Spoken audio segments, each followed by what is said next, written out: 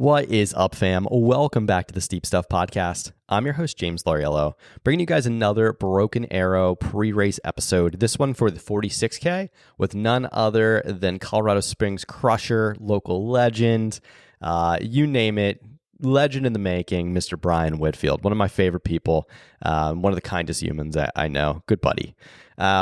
Super excited to get to catch up with Brian. Brian comes to us for the Broken Arrow. Super stoked. The stoke is high. It was fun getting to have a nice little pre-race conversation with him. We've caught up, talked a little bit about his race at the Desert Rats back in April, as well as the Black Canyon 50K that he raced back in February.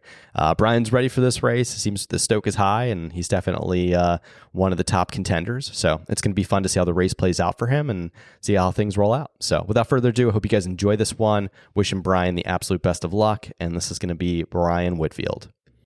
Brian Whitfield, welcome back to the Steep Stuff Podcast. How's it going, buddy? Good, James. Good to be here. Thanks for having me. Yeah, man. It's always good to catch up. I feel like I was just telling you before, it was like it's like time goes by so quick. It's like, man, quick 3 months, and it's like a quantum leap in time, and then we're catching back up and chatting more. And yeah, so, dude, I can't believe it's Broken Arrow. Like, it's the week, man. It's yeah, we're here. I feel like 2025 just started, and time flies when you're having fun. So here we go. It's true. It's true. How's everything going? I know your Strava is private, so is mine. I one of the things, probably my favorite Brian Whitfield quote amongst many is, "My training is for me," and I really adopt that. Like, I feel like my training is for me, so I really like that. How's training going? How's the build been going into the 46K? Yeah, things are really good. I like having it private, but I think, I've showed a select couple people. I've added my my strength coach, my PT, my dietitian, a couple buddies, a couple friends of mine. But the build is good. I've been super healthy. I got a lot of cross training in, a lot of time on feet, great speed sessions. I'm ready to go, chomping at the bit. So. Okay. All right. I like this. Dude, this reminds me of like 2023, pre Pikes Peak Brian, like before you went and absolutely hit a home run at the Ascent, which was probably, up until this one, that was probably the last most competitive race on American soil. So you seem to do pretty good at these most competitive race on American soil. So yeah, I think it's just training with intentionality and coming into it. Like, I've been building to Broken Arrow. I think I've wanted to make this world team now for almost 2 years. So it's definitely been a long-term goal. And I think, I've been putting in the preparations for a while now. So, yeah, let's talk about that. So you've had, dude, like, obviously, you've competed at 50K national championships. You've competed at usually all the USATF marathon or 50K races, more or less. What kind of experience? I feel like you have so much experience in this sport. What experience can you draw on going into this race? Like, where this is not going to be a surprise for you. You know how to line up with these guys. You know how to race a course like this. Like, what experience do you have for this? I think just, namely going into an event like this distance is definitely one. Like the 50K marathon type distance is the 4 hour, 3.5 hour type race. That's something I've practiced the most in my career.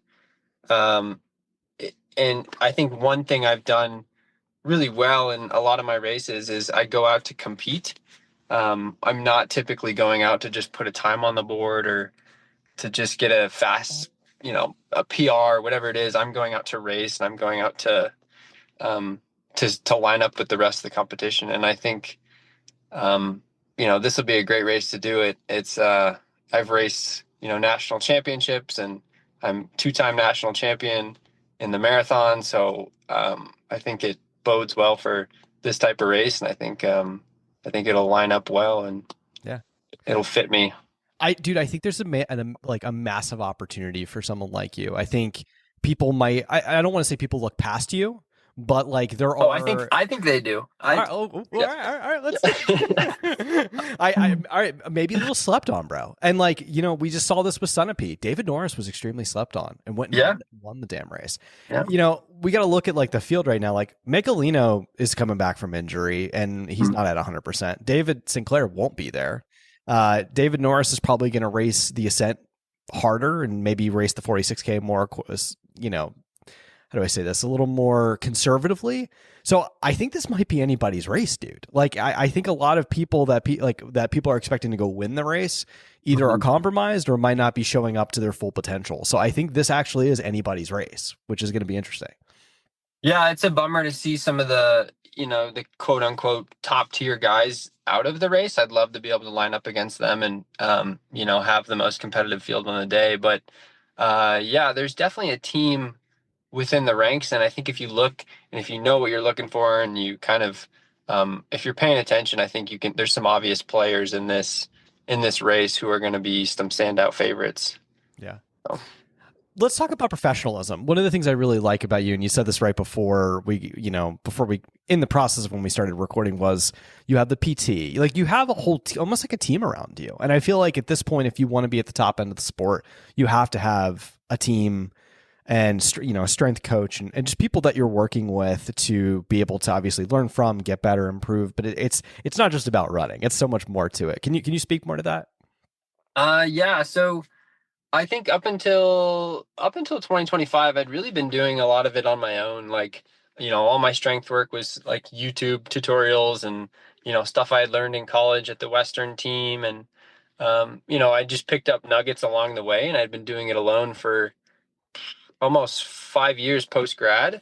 So I think I just got stale. I got a little, like stuck in my ways at the end of 2024. And, it was going well. Like I'm have good performances up until that point, and nothing to shake your head at. But I got to a point where I was like, okay, like I see, I'm competing against pros that are being paid full time to do this, and then they have the budget to go afford to do this, and I think if I really want to step it up and I want to make that leap, I need to fund my own team. So I started paying for a physical therapist. I started paying for a strength coach. I started working with, an athlete agent. So putting all those pieces together, it's definitely, I think it's just part of the game now. And I think, I don't want to like take away just the pure simplicity of joy of running. But to do it at the highest level and to do it at the sharp end of the spear that's what's most fun for me.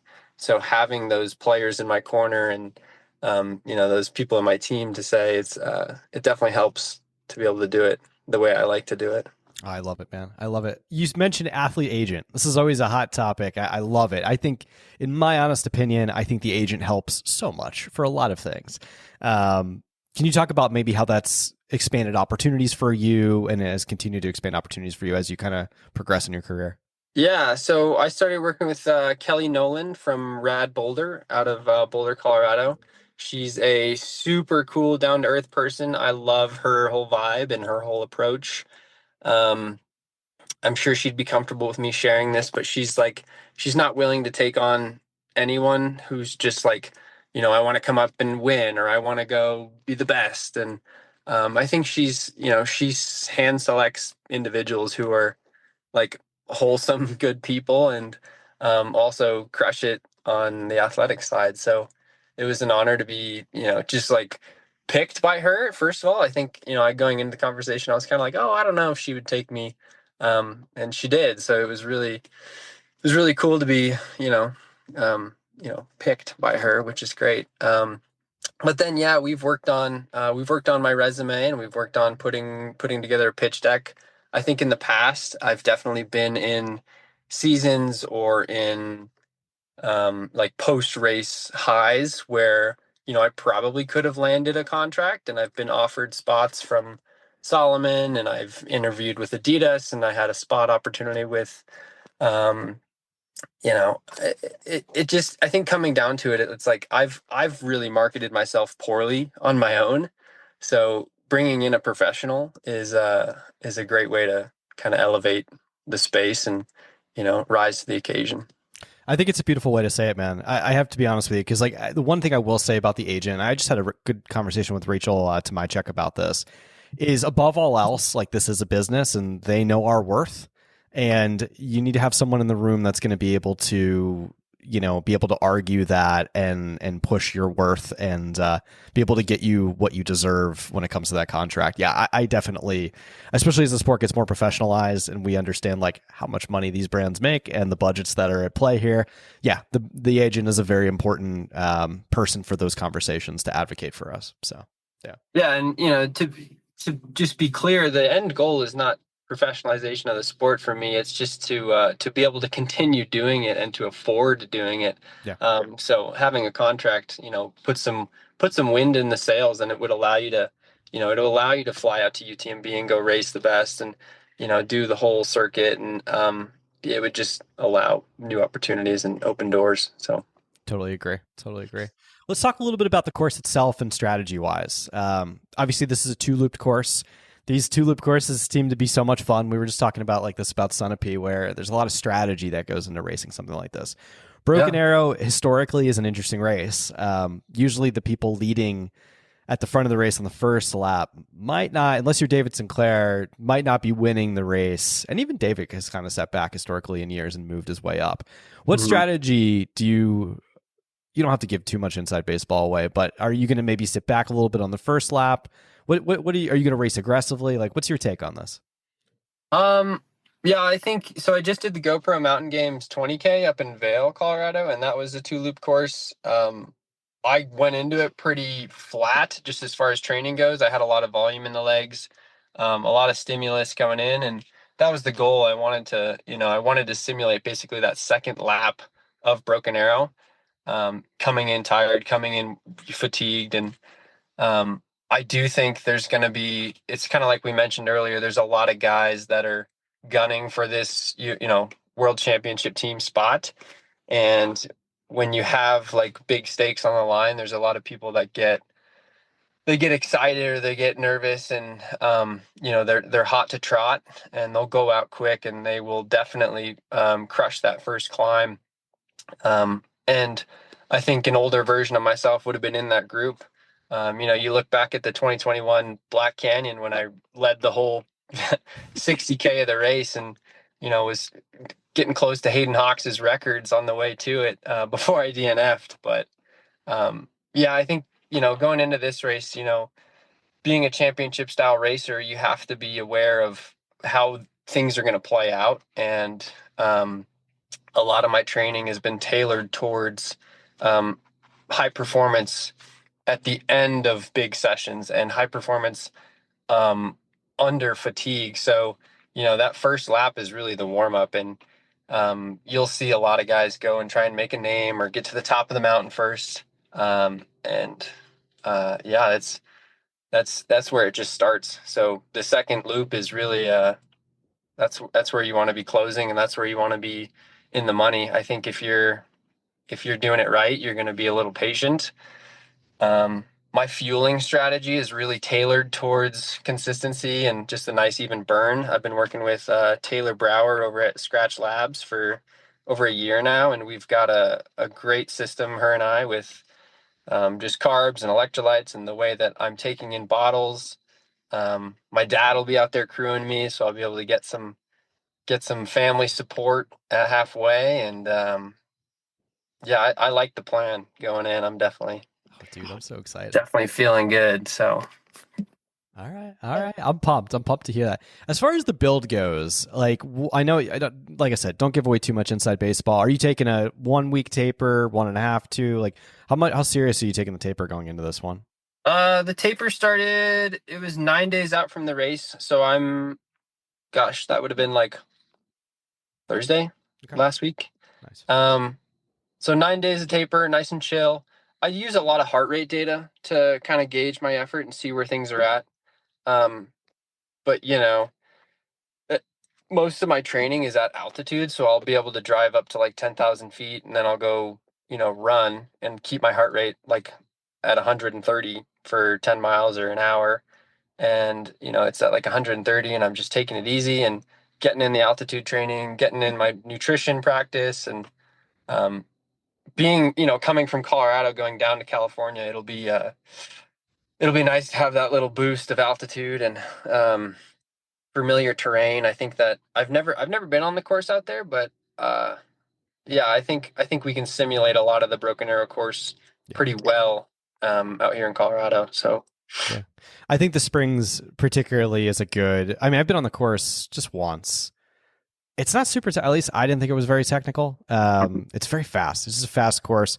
When you think of like a ski roads and stuff like that, and then obviously some techie single track. But at the end of the day, like there's nothing in my opinion, I don't think there's anything you haven't seen. Like when it comes to the course, it's pretty right. straightforward. Yeah. What's your plan for the heat? You think I don't? I honestly have not checked the weather. I would imagine. I know it's historically hot usually on these races. Um, do you adjust your nutrition strategy for the heat, or you to kind of just make sure you adopt cooling? Like, what do you do for a hot race like this? Yeah, nutrition strategy does change a little bit. I just did the Desert Rats 50K out in Fruta last April or this recent April. And it was like over 90 degrees the whole day. So we definitely had, I started with a plan and then I changed my plan going in, which means I increased the amount of water I was taking in. I added ice into the pack, which is a game changer. I love the ice in the pack. That's a free pro tip right there. If you put ice in your pack, it sits right on your back, which is actually where your heart is. So it really keeps your core body temperature down, and it just feels so good. But you can put up like half a pound of ice or whatever in your backpack, and it just sits there for an hour and drips your whole body cool water. So um, definitely going to be doing some ice out there. I don't know if they're going to be providing it at aid stations, so I'll be bringing my own for at least halfway. If they have it at the summit, I'd love to pick up some more ice whenever I can. Smart. Um, I think a lot of this, coming back to that championship style racing, it's like, you stay calm, cool, and collected until you're in the last third, fourth half of the race, maybe, and yeah, then you got matches to burn, and then I'm dangerous. So, That's right. Let's burn down the house. I like it. Oh man, dude, what's your expectation? I mean, I could probably guess it, but what is your expectation for race day? I think my first goal is to just make the team, put myself in a spot to make the world championship team.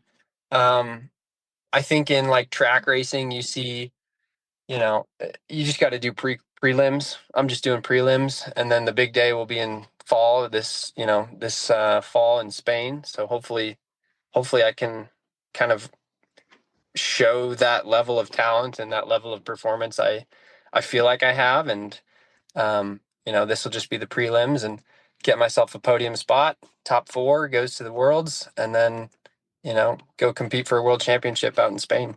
Oh, dude, I love it. What would it mean to you to make this team? Um, I think it would mean a lot. I think it's it's definitely something that I've always looked up to. Josh Eberly was my coach in college, and he was on a world team in like 2016 or something like that. And it, he just talks so highly of it, and I think the culture around trail running right now is just it's great, and I think it'd be super super fun to be a part of that team and to be a part of the representation of our country. Um, in a positive light. I think this is a great way for the U.S. to show up and maybe change a little bit of our preconceived notions about the U.S. people. So So true. yeah, trying to walk delicately around it, but yeah, I think it'd mean a lot, and like being a teacher and being a husband and a brother and a son, like I play a lot of roles and I wear a lot of hats, and I think um, it'd be cool to kind of to show up for my community, and yeah. Dude, I love it. That's a beautiful answer. I'm excited for you, man. It's gonna be one heck of a race. Are you going out super early? When are you headed out? Um, I'm just leaving on. We're driving out of Colorado on Thursday. My dad and my wife and I, three of us, are going to drive out Thursday and Friday. Okay. Um, Hopefully my dad can do like a lot of the lion's share of the driving, so it takes the load off of me. I'll just be kicking back and probably listen to an audiobook, having some good conversations with the pops. Um, yeah, we're going out there Thursday, Friday. we'll be staying right in Palisades, so won't be too far from the race. It'll be nice and convenient.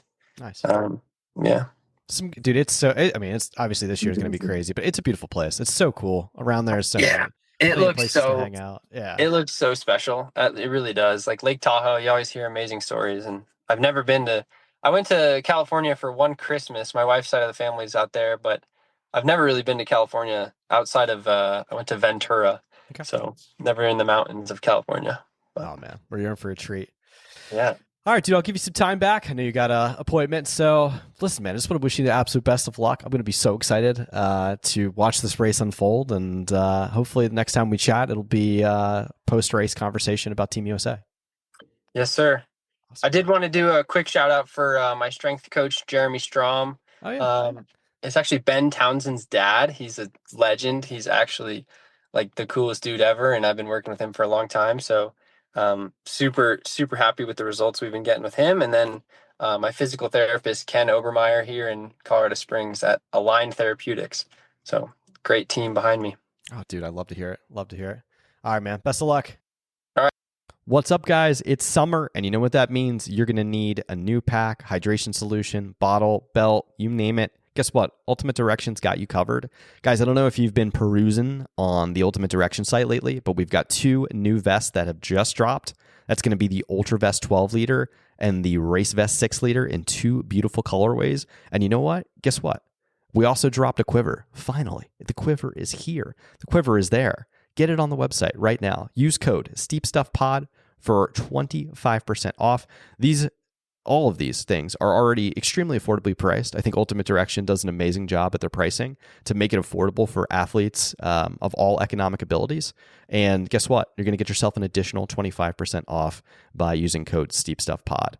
Like I said, it's summer. It's Broken Arrow week. It's crazy. That's the vibes are high. The stoke is high. You're going to need a new vest. You're going to need a hydration solution. Like I said, go to Ultimate Direction. They've got you covered. 25% off with the code SteepStuffPod, and you are all set out the door. So, guys, enjoy your week. It's Broken Arrow week. Go crazy. Go wild. Guess what? Next week is TrailCon, and then we are in Western states. This is the best few weeks of our sport. So, it's wild. Woo!